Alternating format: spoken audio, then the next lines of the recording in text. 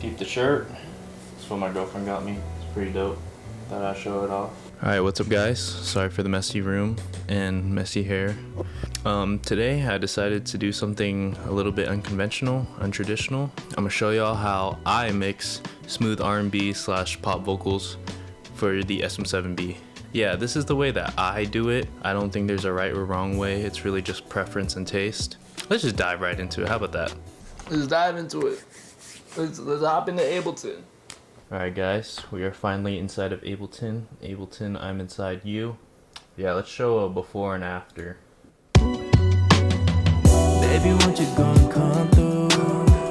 Yeah, you know I gotta leave soon. If you got a friend, I'll take two. Yeah, you know we up in Cancun. Yeah. Alright, so that's before. This is after. Yeah. Baby, won't you gonna come through? Yeah, you know I gotta leave soon. If you got a friend, I'll take two. Yeah, you know we up in Cancun. Yeah, sweet like wine. We're just gonna go plugin by plugin, and just a disclaimer, I know some of these mixing decisions can be summed into fewer plugins, but I know this is not the most efficient vocal chain, but I do think this is a great baseline to start with, and I would recommend starting with this baseline and modifying it to your own taste, voice, and genre. But yeah, let's get into it. You know, I didn't clean up this vocal chain before starting this video, so y'all are seeing it from raw to finish on how I mixed it. Alright, starting off, this is NS1 by Waves. Highly recommend this plugin with the sm7b because the sm7b is never like truly silent. I just saw a squirrel run off the fence. There's honestly like always noise floor with this mic, so I feel like having a denoiser like the NS1 really helps a lot. It basically acts as a gate, and it's just cutting out the background noise. I don't like to push this over 7 because you'll start losing the high end of your vocal. But yeah, I usually keep it around 7 or 0 because if you push this really high, you'll see what happens. Baby, won't you gonna come through? Yeah, you know I gotta leave soon. So yeah, If you got a in this case 7 worked for me. Wouldn't go over 7. Next, good old autotune. I switch between Antari's autotune and Wave's autotune. I mean, both sound really good. I don't really have a preference of one or the other, but I will say the Wave's real-time autotune has less latency, so sometimes I use that. I use that more when I'm recording real-time versus like when it's already tracked. But songs in B minor, I have it on soprano type, retune speed 15, humanize 20. Baby, won't you gonna come through?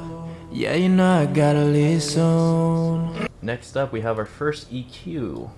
Also our first audio syn, and you know, people are gonna freak out when they see these notches, but I'm just doing pretty light cleanup throughout the whole spectrum of the vocal. Keep in mind, these vocals were recorded when my room was untreated. I didn't have like these panels in the back. So we're starting off with a high pass filter at 105 Hertz. We really don't need any of the low end at the end.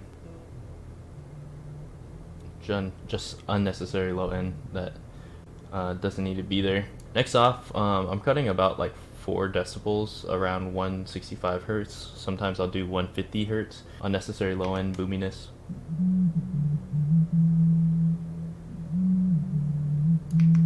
And I'm doing like these light cuts. I don't go any more than like a 4 decibel cut. I like to clean up my vocal before I start putting a bunch of compressors and effects on it, because I feel like those problems will just be amplified later in the mix. So I'd rather reduce as much problems now before I start adding a bunch of effects on it, especially like compression. Cuts right here, it takes more boominess or boxiness. Let's see. Yeah, there's a lot of honkiness and boxiness right here that we don't need. Same thing with 500 and 800.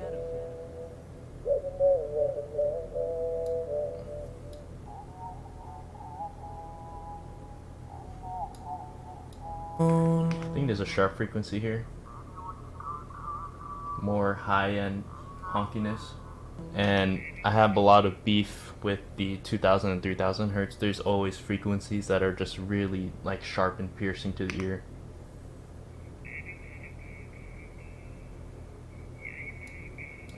Same thing with this 3.1K.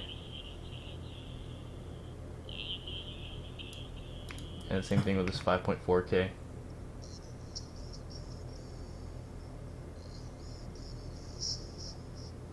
A low passing at 16K because I just feel like I didn't need any of the information above 16K. Totally optional. It's just like what I wanted to do with this mix in particular. And going back to this 2 to 3K, so from what I remember, like the 4K to 5K region is like the most sensitive frequencies to the human ear. For me, I always find that I'm cutting 2K to 3K a lot. There's just always really sharp piercing frequencies in that area. And if you find that your vocal sounds really thin and brittle and bright and harsh, try digging in your ass. Sorry. Try digging between 2K and 3K and just taking out those frequencies, because a lot of that harshness comes from that area. And then on top of that, if your vocal still sounds a little brittle and bright, maybe like a boost in 300 to like make it warmer. But anyways, that's our first EQ. Moving on, SSL channel. So I do want to point out that this vocal chain was inspired by, I believe his name is Josh Goodwin, and he mixed some of Justin Bieber stuff. I think he mixed Love Yourself, and he revealed his vocal chain, and I basically like copied that and just kind of modified it in my own taste. And so this was in his vocal chain, this SSL. So pretty much these settings are exactly the same as his. SSL in general looks really intimidating, especially when I first started trying to mix, but honestly, you don't have to use everything. You don't have to use every knob. I think that's what scared me in the beginning. I was like, how the hell? This looks like I was trying to fly a plane. All we're really doing is a high pass at 100 hertz, taking out 3 decibels of 10 kilohertz, taking out another 3 decibels at 4.3 kilohertz. Then we're just using the compressor. Hello? Yeah? What am I hearing stuff? Anyways, then we're just using the compressor here on the SSL. And all we're doing is just doing 3 decibel of gain reduction. So if you see over here, Baby, won't you gonna come through? Yeah, you know I gotta listen. If you got a friend, I'll take 2. just barely hitting like 3 decibels of gain reduction. Thing right here, we have a 0.3 release, -7 threshold. You're gonna want to adjust this accordingly so that you're hitting that 3 decibel of gain reduction. And I have my ratio at 3. And that's pretty much all we're doing here. And you're gonna see me at the end of the vocal chain add back 4K, add back 4K and 10K, I think. I could have gone back here and just took this away, but for the sake of tutorial, I'm just showing y'all exactly what I did. Next up, we have the R compressor. I really like this compressor a lot. My mouse is tripping. I really like this compressor a lot. It gives it like this nice, like modern, squashy, compressed sound that's found in a lot of like modern pop and R&B. So I should be showing y'all the before and after. I'm sorry. Baby, won't you gonna come through? Yeah, you know. Baby, won't you gonna come through? Yeah, you know I gotta listen. If you got a friend, I'll take 2. Yeah, it's really just taming the vocal. I just have the threshold set to -20, ratio to 4, quick attack, medium to slow release. Nothing too crazy. And now with the 2A, I'm gonna be really slamming it. I'm gonna be pulling the peak reduction so that I'm hitting between -5 and -7 decibels of gain reduction. So Baby, won't you gonna come through? Yeah, you know I gotta listen. okay, I lied. In this case, it's like right between -3 and -5, but most of the time I try to push it to -5 and -7. So that was really loud. I'm gonna turn off my mastering chain just so I don't blow y'all's ears out. Doing some compression there. And this is one of my favorite compressors, R-Vox. It really just beefs up the vocal, really. I set the gate so that I'm not really like boosting like noise floor. I really like the gate feature in this compressor. And then I'm pulling the compression to -7. Baby, won't you gonna come through? Yeah, you know I gotta listen. If you got a friend, I'll take 2. Yeah, it just adds a lot of beef and meat to the vocal, really. And then yeah, play around with the gate. If there's vocal takes in between and there's noise, just adjust the gate so that it blocks out the noise. And then we have Fresh Air by Slate. I believe this plugin's free. Really nice plugin to just adding shine and high end to your vocal. And I see a lot of people on YouTube, they kind of overdo this plugin a lot. It's kind of scary to watch, but to each their own, I guess. But I usually don't push these parameters over like 15% personally, because your vocal will just start sounding crazy harsh. But I guess it depends on the genre, you know. So before, Baby, won't you gonna come through? Yeah, you know I gotta listen. If you got a friend, I'll take two. Yeah, you know we up in Cancun, yeah. and I'll show y'all if y'all overdo it. This is what it sounds like. Yeah, you know I gotta listen. If you got a friend, I'll take two. Yeah, you know we up in Cancun, yeah. And you also, when you're mixing vocals, you also want to think about the objective of the overall track slash vibe. In this case, I kind of wanted to go for like a vintage pop R&B vibe. And typically with like R&B music, your vocals aren't going to be like super bright like a pop vocal, but I kind of wanted to find a good medium of like R&B and pop when it came to the mixing. So yeah, this C6 plugin is part of that vocal chain I mentioned before with Josh Goodwin. You can even see the preset Josh Goodwin JB. This just is a multi-band compressor, and all it's really doing is just controlling like 250 to get rid of that mud, and it's also controlling between 4K and 5K. See it in action. Baby, won't you gonna come through? Yeah, you know I gotta listen. If you got a friend, I'll take two. Yeah, it's really just controlling those frequencies and making sure they don't go out of control. Multi-band compressors do look pretty scary though. Looks like you're also flying a plane. Now, here we go. More Slate Digital plugins. I love Slate Digital. Here I'm using a preamp just to give it some harmonic distortion. Baby, won't you gonna come through? Yeah, you know I gotta listen. If you got a friend, I'll take two. It's very subtle, but it's basically adding a little bit of distortion, and it just sounds really good. I don't like to overdo it because this is what it sounds like. Baby, won't you gonna Okay, come through? sorry. Yeah, you know I gotta listen. If you got a friend, I'll take two. Yeah, you know we up in Cancun, yeah. Almost like all vocals have some sort of like preamp being used. Like no one really likes a clean vocal, but yeah. Anyways, next up we have the Monster. Pretty intimidating name for a compressor. I'm using this more as of parallel compression.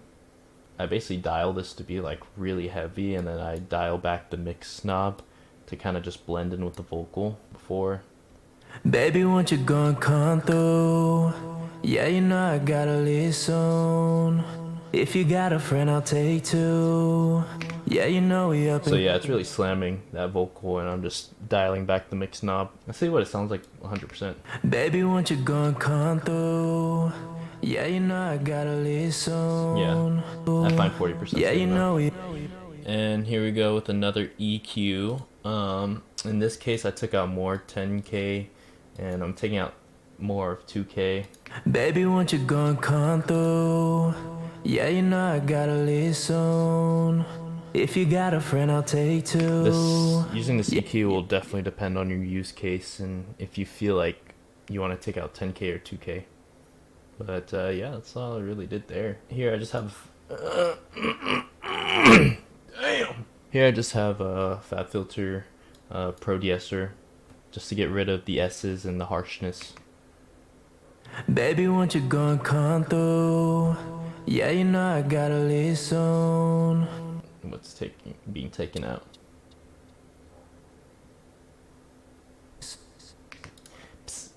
Yeah, I like that. Okay, now another EQ. This is kind of like the quote-unquote final EQ for just the lead vocal, but after I throw in a bunch of compression on it, I'm gonna EQ it again, just kind of do the final touches.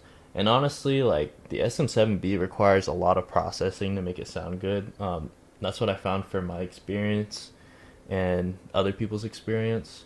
So yeah, Here I'm doing a 4 decibel cut at 170, more get rid of that boominess. Yep. Yeah, you know I And gotta boxiness right here. More yeah, you know I boxiness. got Or this part's more honky. yeah, you It's know 1.1k. I have a dynamic EQ going just to kind of control it. There's harsh frequencies right there. And this is really just due to recording in an untreated environment. But the reason why I did the dynamic EQ is because I'm kind of scared of cutting like the 1k area, because you can lose a lot of like presence in your vocal. So you kind of have to be careful about that. And 2.8k, this exact frequency, 2.8k, always have like nasty stuff going on. So I'm just doing a cut there. And like I said, like between 2.8k to like 3.2k, I'd say, like if your vocal's sounding harsh, like try sweeping around that region and just making cuts, because there's always nasty stuff there. I have this 5.4k, but I turned it off. And I'm doing another 16k low pass filter, optional, just for taste. And I think I'm doing another de-esser with the waves de-esser, 5.4k. baby, won't you go and come through? That's probably why I turned Yeah, off you that know I gotta 5.4k listen. Pro Q If you got a friend, I'll notch take two. bell. Getting rid of more of those S's and a controversial plugin suit too. I honestly just slapped on the vocal de-esser preset. I think it sounds fine. This vocal was like pretty harsh, especially since I recorded it in like a really reflective room. I just needed a lot of de-essing.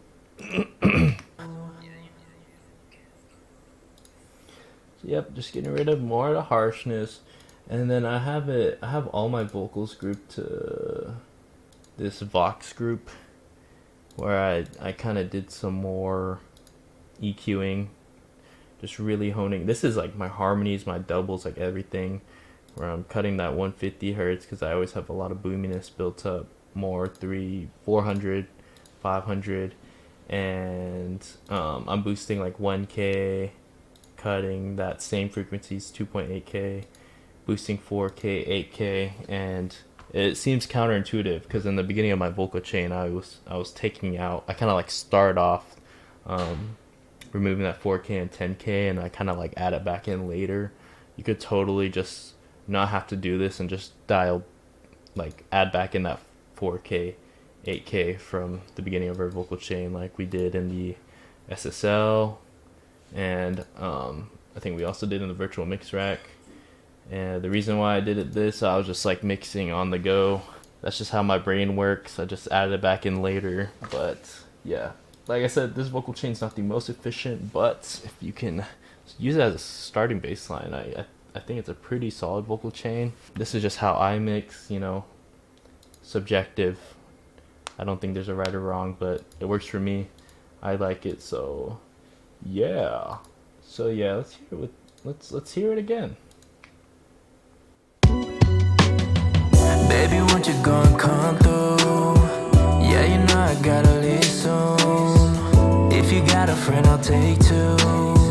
Yeah, you know we up in Cancun. Yeah, sweet like wine. You're But yeah, that's basically the gist of my vocal chain.